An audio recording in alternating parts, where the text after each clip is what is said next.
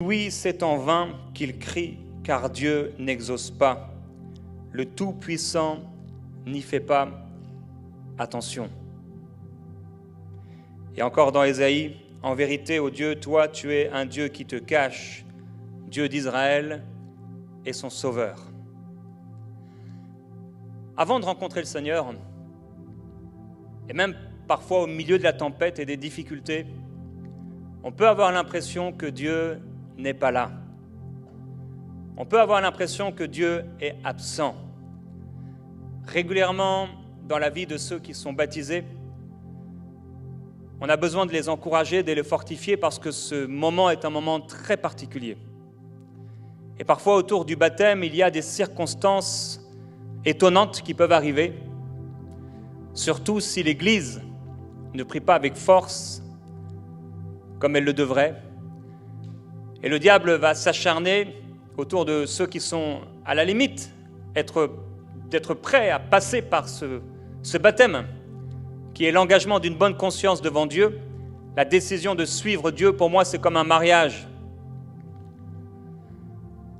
Et le diable va essayer de tout faire pour que cette personne soit découragée, fasse demi-tour, avant qu'elle entre dans l'eau du baptême. Et il y a dans le monde un esprit de découragement pour empêcher les gens de découvrir la beauté de Jésus-Christ. Et il y a aussi un esprit de découragement dans l'Église pour empêcher l'Église de voir la beauté de celui qui les a sauvés. Et on peut arriver, comme dans le livre de Job, à de telles déclarations, ou comme dans la vie des disciples dans la barque, qui s'inquiètent parce que Jésus dort. Peut-être dans ta vie en ce moment, tu as l'impression que Jésus dort, et ça fait même longtemps que tu te dis, mais où est Jésus dans ma situation? Et tu crois que Jésus est en train de dormir. Mais je veux te dire aujourd'hui, Jésus ne dort pas. Le Seigneur Jésus-Christ est fidèle. Il est non seulement fidèle, mais son nom est fidèle. Il est la fidélité incarnée. Il est la fidélité manifestée. Au point où même si nous sommes infidèles, il demeure fidèle. Et j'aimerais te dire que le Seigneur sera fidèle envers toi, alors que tu t'es engagé ou que tu t'engages avec le Seigneur Jésus-Christ. Il sera fidèle, il ne t'abandonnera pas, il ne te délaissera pas, car il est avec toi. Et Dieu n'a pas l'amour, mais il est amour. C'est sa nature, c'est son identité. Dieu t'aime. Alors on peut avoir l'impression que Dieu est un Dieu qui se cache, qu'on peut le trouver en tâtonnant. Mais c'est lui qui nous cherche. Et il crée les circonstances autour des gens pour que ces personnes puissent crier à lui et le trouver. Et Dieu vient nous trouver parfois au milieu de la tempête, parfois au cœur d'une situation difficile. Il vient au moment où notre cœur est comme en train de s'ouvrir, où parfois notre cœur est brisé. Et le cœur brisé ouvre comme une porte à Dieu. Et c'est là souvent que Jésus vient, proposant la vie, proposant l'espoir, révélant son amour, sa personne. Jésus-Christ est vivant et il est le sauveur du monde. Il y a des personnes qui refusent le message de l'Évangile. Il y a parfois également des croyants qui se détournent du Seigneur Jésus-Christ parce qu'ils sont attaqués, parce qu'ils sont frappés, parce qu'ils sont tiraillés. L'ennemi de leur âme vient frapper, les décourager, et les empêcher ou essayer de les empêcher de marcher sur le chemin resserré, étroit, qui mène à la vie. Des choses qui sont mises en place par l'agenda satanique pour t'empêcher d'avoir une vie fructueuse pour le royaume, d'avoir une vie qui plaît à Dieu, de porter du fruit en grand nombre. Et Dieu est glorifié, le Père est glorifié par les fruits que tu portes, que je porte. Alors l'ennemi de nos âmes qui rôde comme un lion, rugissant, cherche qui il va pouvoir dévorer. Il est venu à l'époque du Seigneur Jésus-Christ et il cherchait parmi les disciples celui qu'il pouvait et qu'il pourrait dévorer.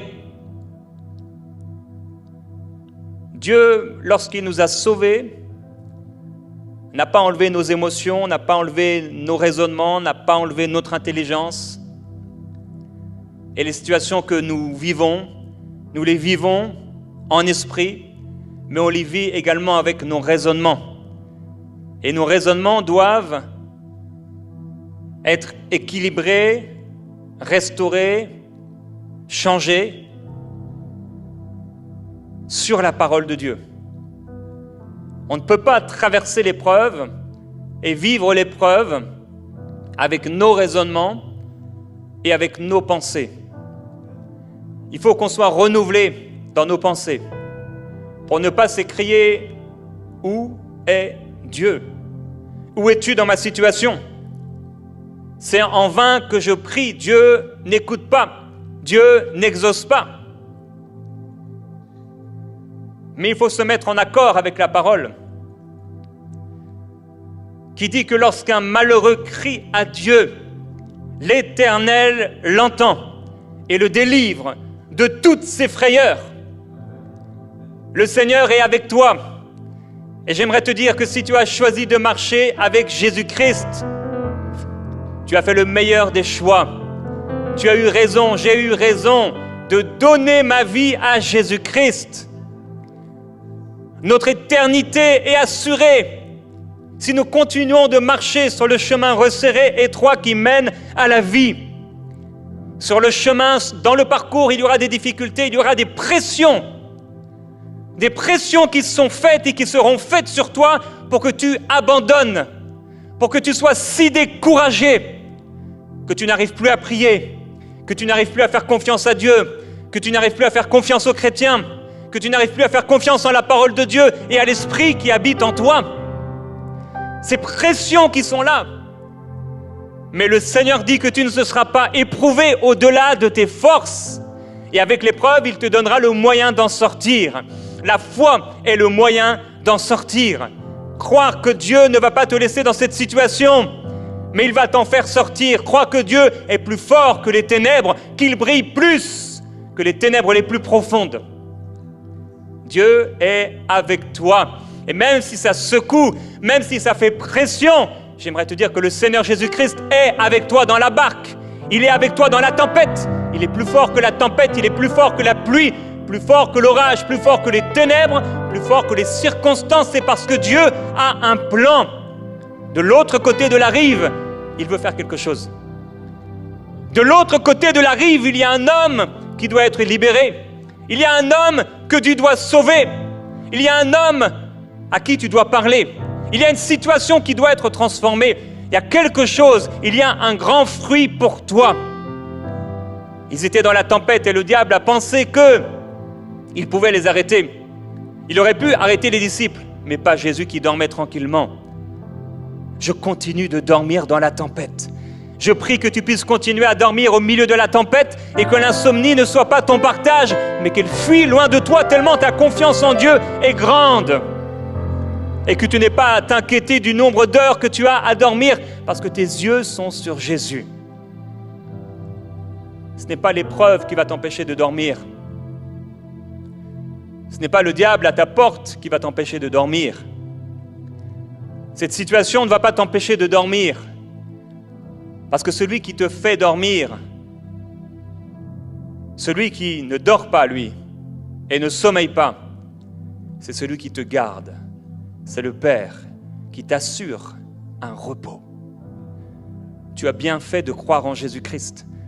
Tu as bien fait de lui donner ta vie. Tu fais bien de marcher avec lui. Tu fais bien de continuer au milieu de l'épreuve et sous la pression à t'attacher, à t'accrocher à Dieu. Attache-toi à Dieu et tu auras la paix. Il faut qu'on continue de s'attacher.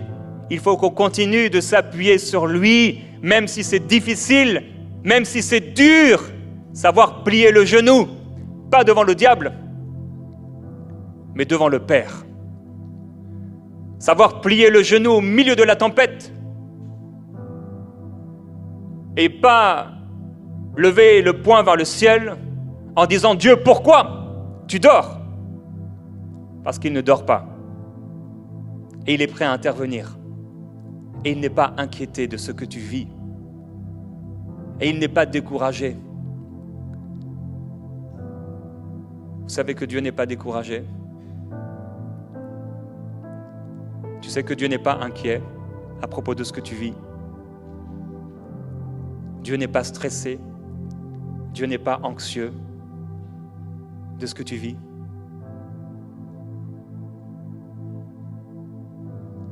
Il connaît le parcours, il connaît le chemin que tu traverses. Et il y a un plan de l'autre côté de la rive. Il y a quelqu'un, tu es découragé depuis longtemps. Et cette épreuve est difficile.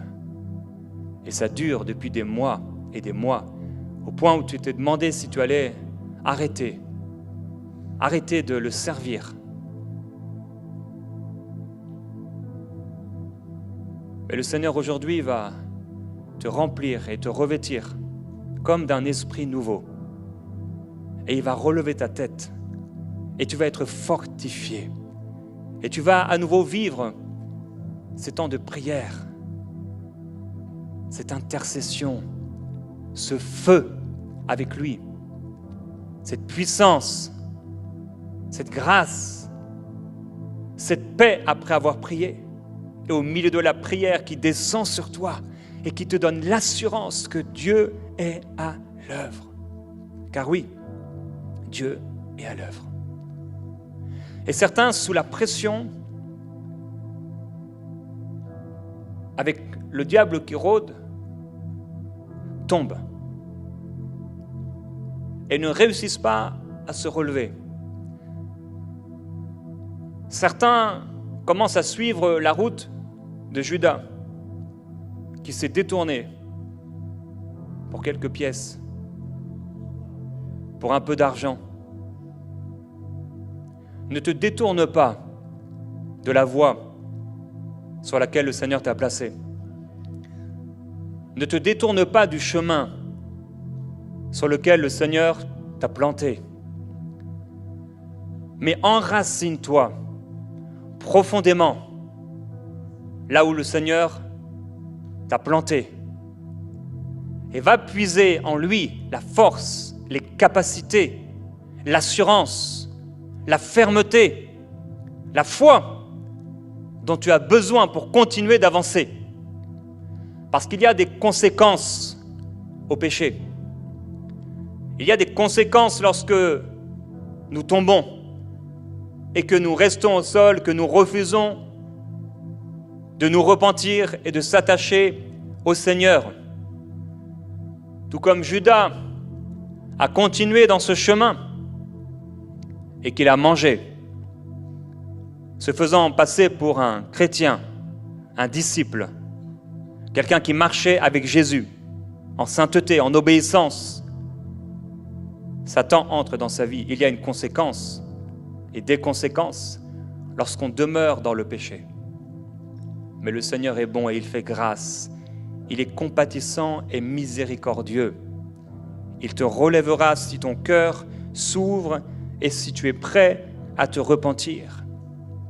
La parole déclare « Heureux ceux dont les fautes ont été pardonnées et dont les péchés ont été effacés. Heureux l'homme au compte de qui le Seigneur ne porte pas le péché. » Quand quelqu'un vient à Jésus-Christ, la promesse que nous pouvons lui faire, c'est que s'il se repent réellement, ses péchés sont pardonnés. Que s'il se repent réellement, la paix de Dieu lui est donnée. Quelle grâce! Je partageais cette semaine à quelqu'un qui s'est tourné vers Jésus-Christ, cette semaine même, qu'une chose extraordinaire que nous avons en tant qu'enfants de Dieu, c'est la paix. Jésus a dit, je vous donne ma paix. Je vous laisse ma paix. Je ne donne pas comme le monde donne. Que votre cœur ne se trouble pas. Croyez en moi. Ne sois pas troublé de l'épreuve que tu es en train de traverser, parce que derrière l'épreuve et après l'épreuve, il y a un fruit, il y a une grâce, il y a une nouvelle saison, il y a une bénédiction. Ne t'arrête pas. Ne t'arrête pas. Ne t'arrête pas. Cette paix surnaturelle,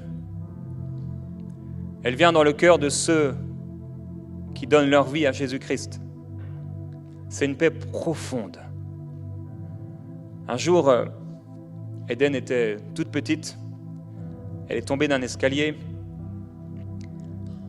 Et le soir, on l'a amenée à la maison, elle a vomi, donc on se demandait est-ce que ce serait une commotion. L'ambulance est arrivée à toute vitesse, j'ai roulé plus vite qu'elle. Et là, j'étais sur la route.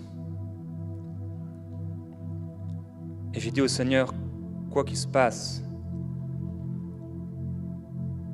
je te servirai. Et j'ai prié à un moment, alors que j'étais paniqué, on était de jeunes parents, la paix surnaturelle de Dieu est descendue dans ma voiture. Une paix profonde. Et on est arrivé à l'hôpital et ça a continué. Là, ils l'ont pris d'urgence. Et j'ai perdu la paix. Annabelle a gardé la paix. Et elle a eu la paix toute la soirée. Elle n'a pas vécu la soirée et la nuit comme moi. Mais moi, j'ai perdu la paix. Ne perds pas ta paix. Garde ta paix. Le Seigneur ne la reprendra pas. Et le diable n'a pas le pouvoir de la reprendre non plus. Mais tu as la capacité de ne plus marcher dans cette paix et de refuser cette paix par tes inquiétudes. Jésus dit, quelle parole! Ne vous inquiétez de rien. Pour Jésus, dans sa pensée, il n'y a aucune raison. Il n'y a rien, aucune épreuve, aucune difficulté qu'un homme ou qu'une femme peut rencontrer sur la terre qui lui donne le droit de s'inquiéter. Ne t'inquiète pas. Jésus dit que cette inquiétude ne pourra rien rajouter à ta vie. Pas une seule minute de plus, pas un seul jour de plus. Cette inquiétude ne sert à rien. Elle ne pourra rien produire de bon. Alors nous sommes obligés de marcher par la foi, de garder la paix. Garde cette paix. Quelle grâce extraordinaire.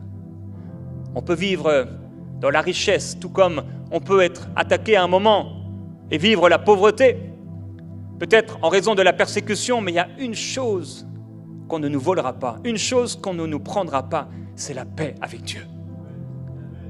La paix surnaturelle. Il y a eu bien des persécutés.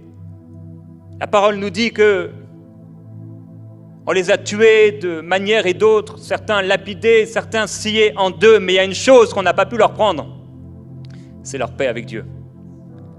C'est la paix avec Dieu. Quelle grâce d'avoir la paix. Alors tu n'as peut-être pas la voiture que tu voulais, mais tu as la paix. Tu n'as peut-être pas les chaussures que tu voulais, mais tu as la paix. Tu n'as peut-être pas l'augmentation que tu voulais, mais tu as la paix avec Dieu. Si tu lui appartiens, tu as la paix avec Dieu. Et il n'y a rien qui soit comme sa paix. Quand on était dans le monde, on était troublé. Quand on était dans le monde, il n'y avait aucune solution à notre découragement. On essayait peut-être par une relation, on essayait de se sortir cette idée de la tête en buvant ou alors en regardant un film, en allant au cinéma, en essayant de sortir. Mais dès que le soir arrivait, dès la nuit tombée, ça revenait. L'anxiété, la confusion, le découragement, la tristesse, la désolation, le chaos, la destruction. Mais quand le Seigneur Jésus-Christ t'a relevé de la mort, il a planté dans ton cœur par l'Esprit de Dieu la paix surnaturelle. Cette paix, on ne pourra pas te la prendre. On ne pourra pas te la voler. Le diable ne peut toucher à la paix que Dieu a fait habiter dans ton cœur. Tu as été scellé par le Saint-Esprit. Qui pourrait te déceler si ce n'est toi? Le diable ne pourra pas t'envoyer en enfer. Il n'a pas cette capacité. Par contre, tu as la capacité de faire comme Judas et de continuer à marcher d'une mauvaise façon et de te détourner du Seigneur.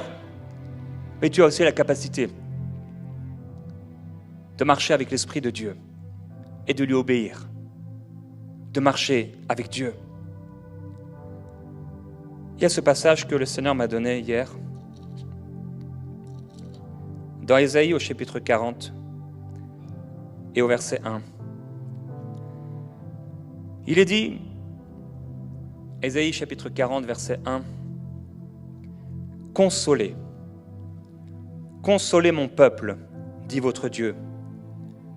Parlez au cœur de Jérusalem et criez-lui que son combat est terminé, qu'elle est graciée de sa faute, qu'elle a reçu de la main de l'Éternel au double de tous ses péchés. »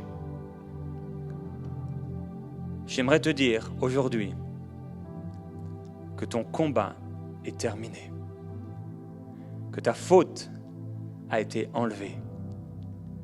Tu as été gracié de tes iniquités.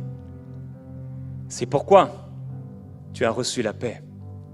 J'ai reçu la paix avec Dieu le jour où mon âme a été sauvée. Le jour où Jésus-Christ est entré dans mon cœur, j'ai reçu la paix avec Dieu. Cette paix, une promesse du Père. La paix de savoir que quelles que soient les situations que nous pouvons traverser, le Seigneur Jésus est là. Il ne dort pas. On doit lui faire confiance. Je prie qu'aujourd'hui tu puisses être consolé. Je veux te consoler avec la parole de Dieu. Cette parole qui console ton âme. La consolation que donnent les Écritures.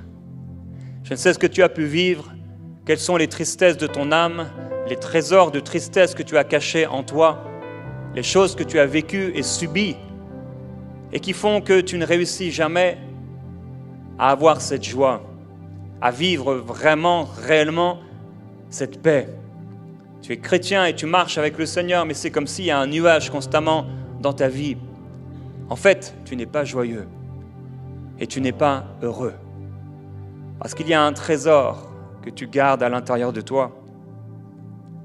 Tu le gardes, tu n'exprimes pas les choses. Tu le gardes comme un trésor. Mais si tu le délaisses, si tu laisses ton fardeau à Dieu, ce nuage noir de ténèbres va être écarté de ta vie. Tu marcheras comme un homme nouveau, comme une femme nouvelle, dans la paix de Dieu et rempli de joie. Notre joie en tant qu'enfant de Dieu ne dépend pas des circonstances. Notre joie dépend du ciel et le ciel est toujours heureux. Il faut qu'on puisse regarder aux choses d'en haut et non pas à celles qui sont sur la terre. Il faut qu'on puisse marcher en nouveauté de vie, les yeux fixés sur le Seigneur Jésus-Christ qui ne t'a pas abandonné. Le Seigneur te console aujourd'hui de ce que tu as pu vivre. Le Seigneur te console des mots, des fléaux, des paroles de malédiction que tu as pu entendre. Le Seigneur te console aujourd'hui parce que tu as eu un père et ce père, au lieu d'être un bon père, il était un mauvais père. Et il t'a méprisé, et il t'a fait du mal, et il t'a abusé psychologiquement, physiquement. Mais le Seigneur Jésus-Christ aujourd'hui te console par sa parole. Et il te dit que la plus grande des choses, c'est que tes péchés ont été effacés. Tu as été gracié. Le combat est terminé.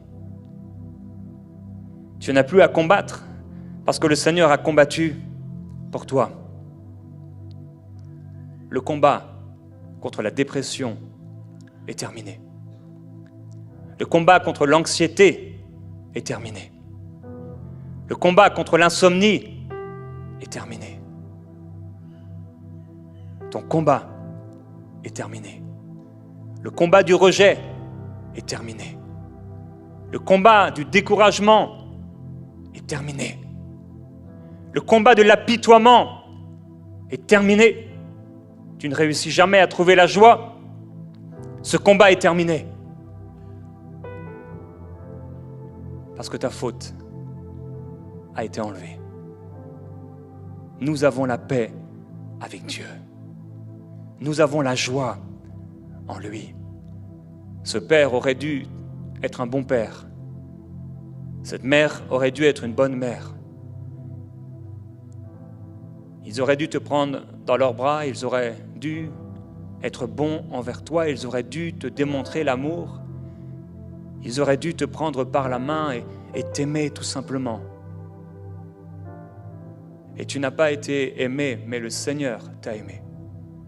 Et tu as pu vivre et ressentir les différences qu'on a fait entre toi et les autres. Peut-être entre toi et ton frère, toi et ta sœur. Toi, tu as vécu dans l'isolement, comme si il y avait une malédiction, comme si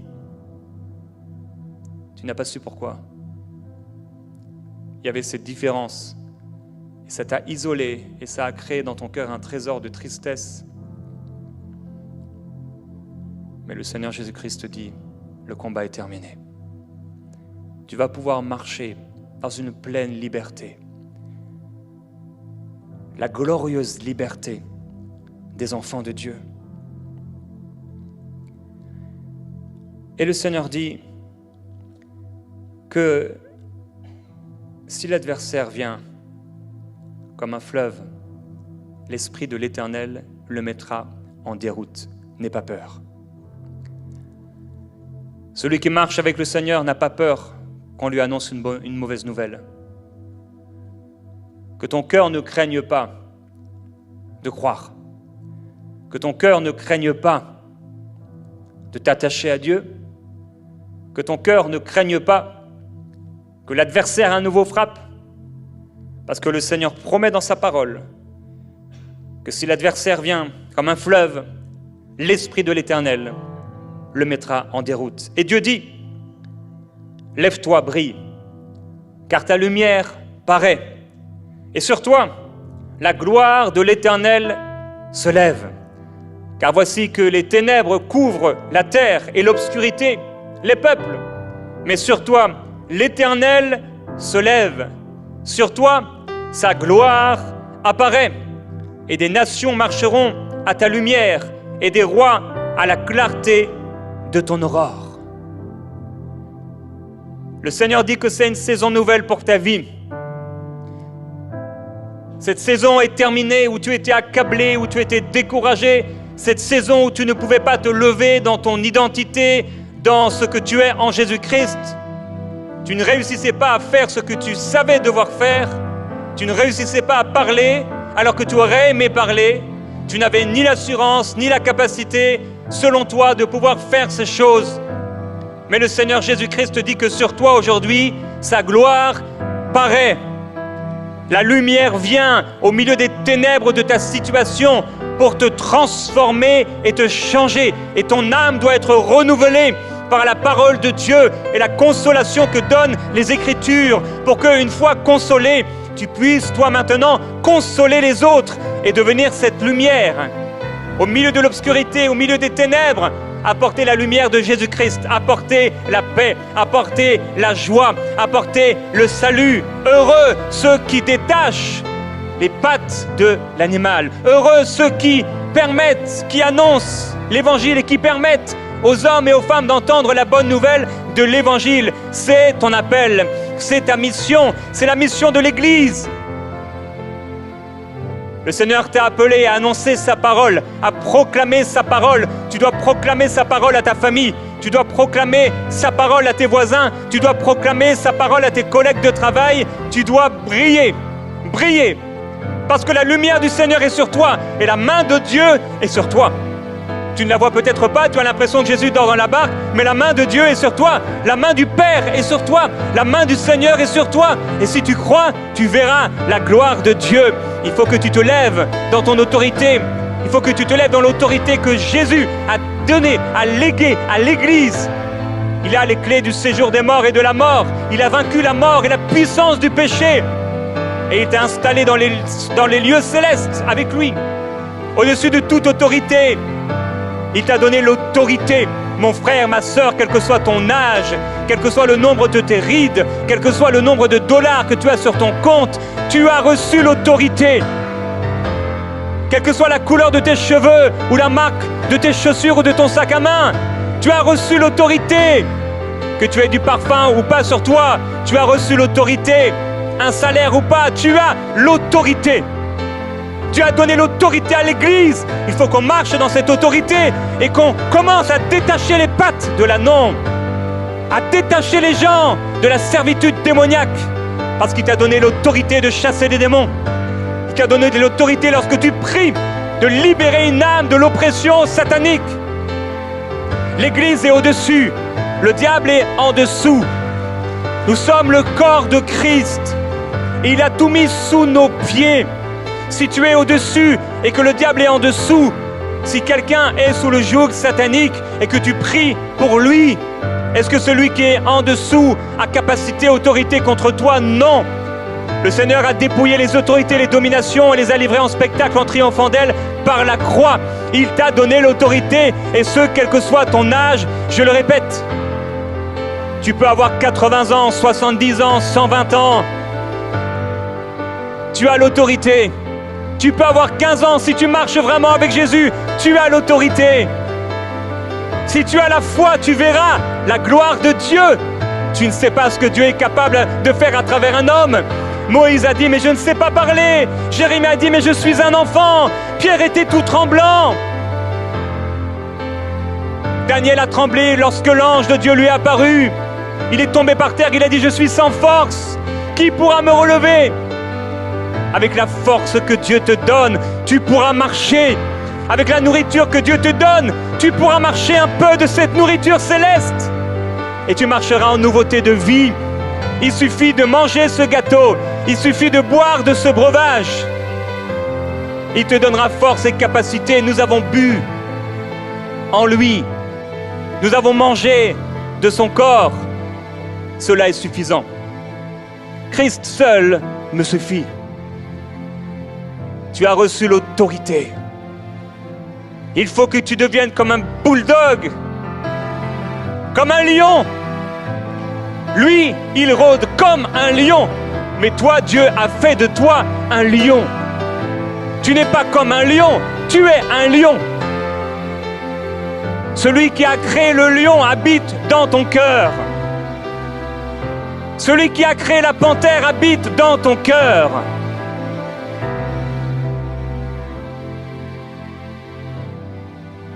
Si tu veux jouer avec le crocodile, tu ne joueras pas deux fois. Le diable joue avec toi depuis trop longtemps parce que tu ne marches pas dans ton autorité. On n'est pas censé subir les coups du diable. Mais souvent, on les subit parce que nous ne marchons pas dans l'obéissance et dans la sainteté. On vit une vie de chrétien de second degré, marchant comme Judas. Mais lorsque nous marchons sincèrement, lorsque nous marchons en vérité, que nous sommes honnêtes avec Dieu, il n'y a aucune raison de ne pas pouvoir marcher dans notre autorité. Si nous n'avons rien sur la conscience, nous pouvons prier avec assurance et recevoir dans la prière l'encouragement, la force, l'exaucement, la consolation, la guérison, la bénédiction, les promesses de Dieu qui sont oui et amen. Le Seigneur est avec toi. Lève-toi, car ta lumière paraît.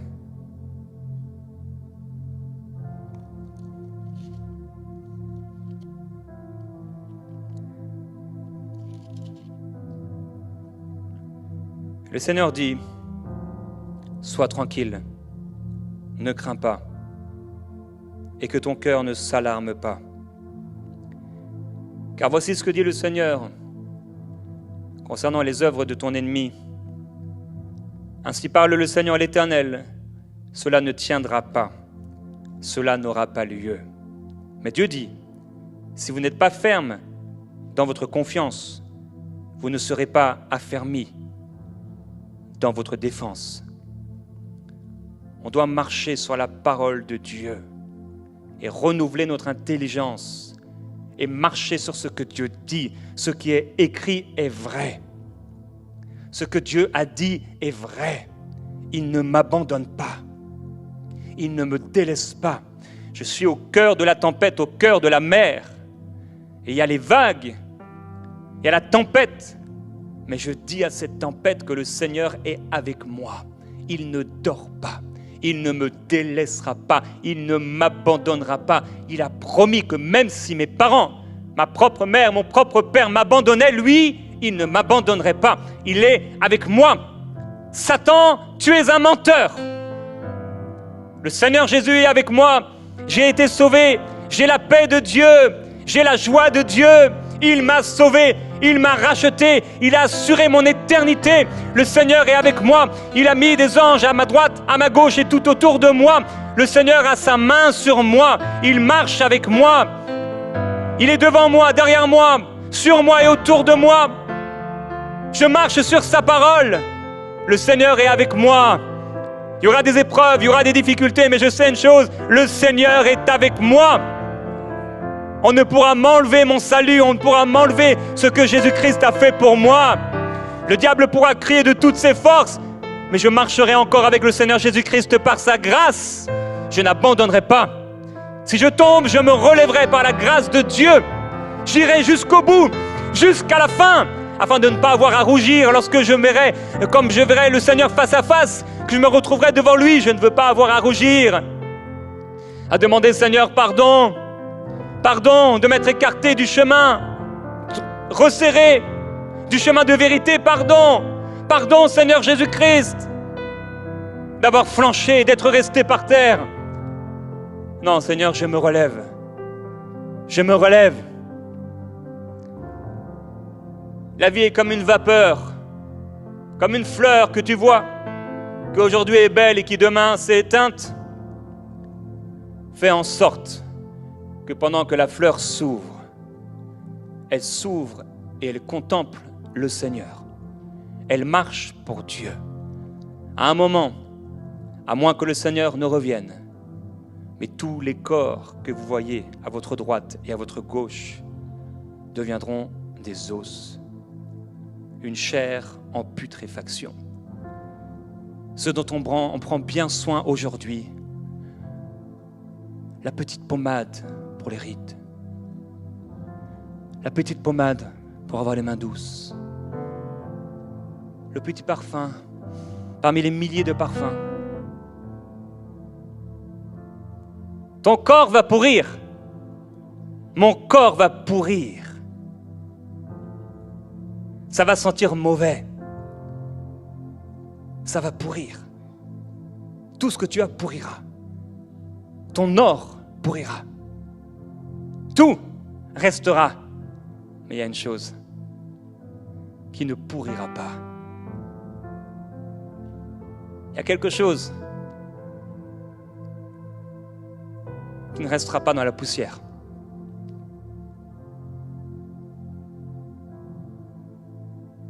Ton âme, ton cœur, ta vie rejoindra la vie de Dieu. Et nous serons sauvés. sauvé des difficultés de ce monde, sauvé des tentations, sauvé de la tempête, racheté. Et ce n'est pas demain seulement, mais c'est aujourd'hui que nous pouvons nous réjouir de ce que même si notre corps demain s'éteint, même si notre cœur s'arrête de battre, on ne prendra pas notre vie. Le diable ne pourra rien concernant notre esprit, concernant notre âme, parce que nous appartenons à Jésus-Christ. Nous n'aurons aucun contrôle sur ce qui va se passer à notre dernier souffle. On n'aura aucun contrôle de courir vite ou d'essayer de voler pour aller au ciel. Impossible de faire quoi que ce soit. C'est lui qui contrôlera.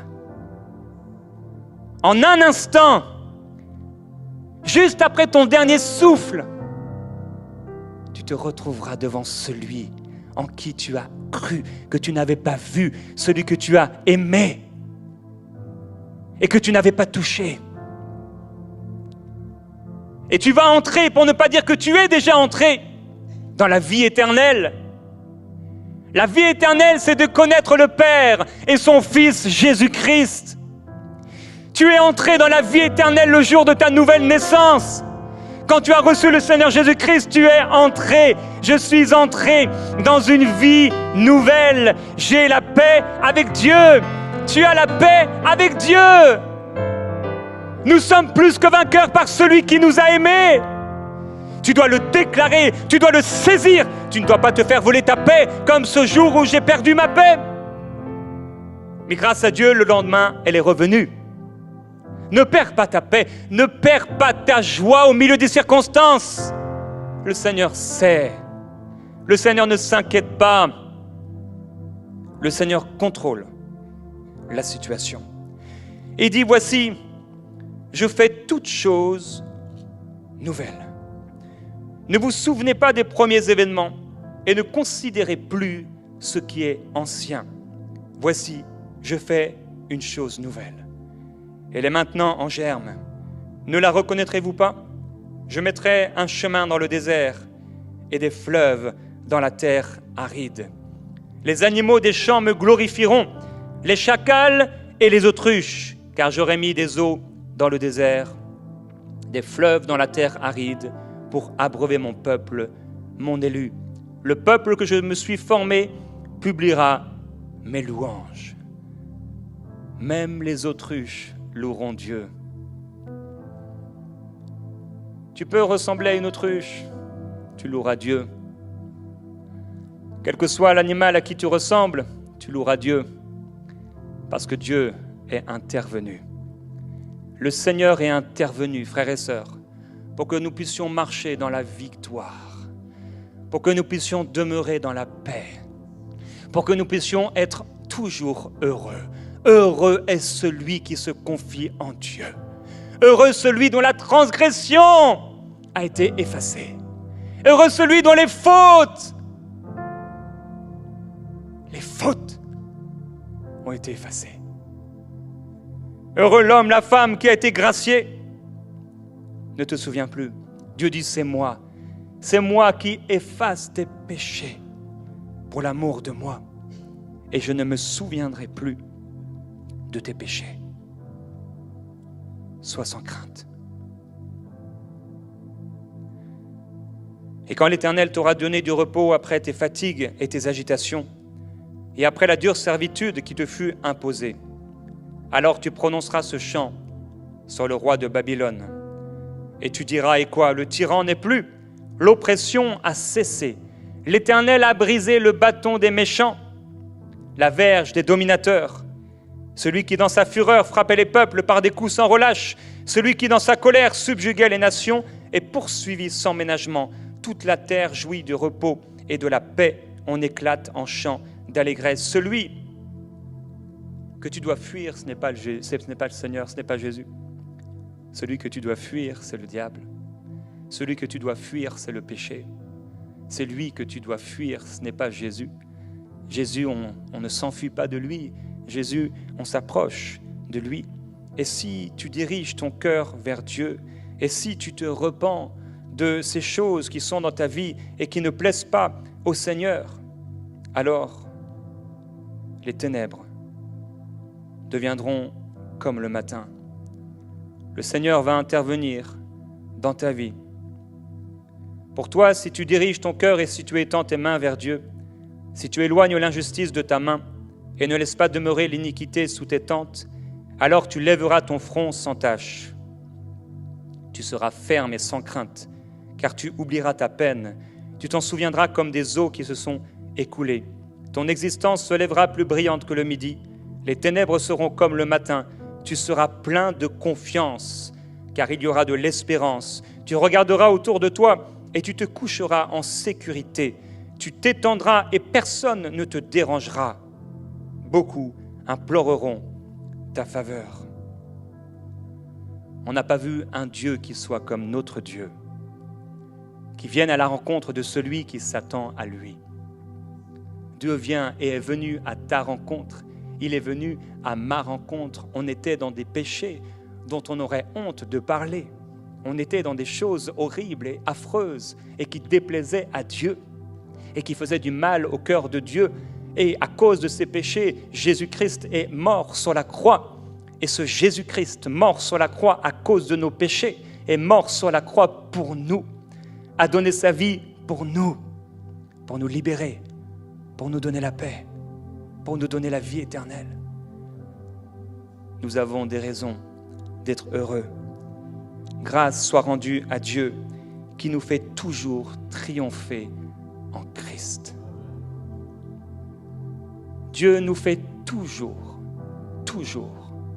triompher en Christ. Le succès, ce n'est pas une position mondaine. Le succès, ce n'est pas un montant d'argent. Le succès se trouve en Christ. Tu as triomphé. Réjouis-toi, stérile, toi qui n'as pas enfanté. Car les enfants de la délaissée seront plus nombreux que celle qui est mariée. Tu as triomphé. Car le consolateur, l'esprit de vérité, que le Père enverra en mon nom, vous conduira dans toute la vérité. Il vous rappellera mes paroles. Il vous montrera les choses à venir. C'est l'esprit de vérité que le monde ne peut recevoir, mais vous l'avez reçu. Nous l'avons reçu. Et les disciples ont dû attendre de pouvoir recevoir le consolateur. Mais une fois qu'ils l'ont reçu, Pierre n'était plus le même. Pierre a été transformé par l'Esprit qui est venu habiter dans son cœur. Il est devenu un homme libre, nouveau.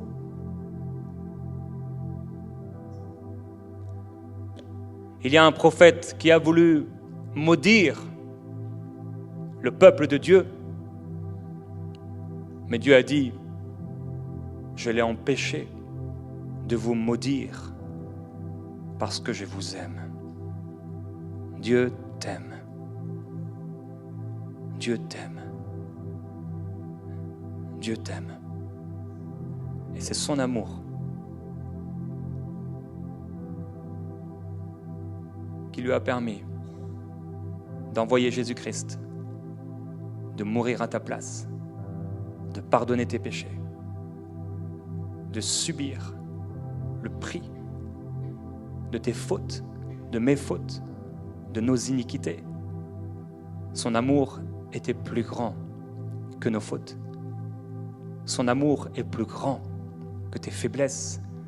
Son amour est plus grand que tes incapacités, que tes impossibilités.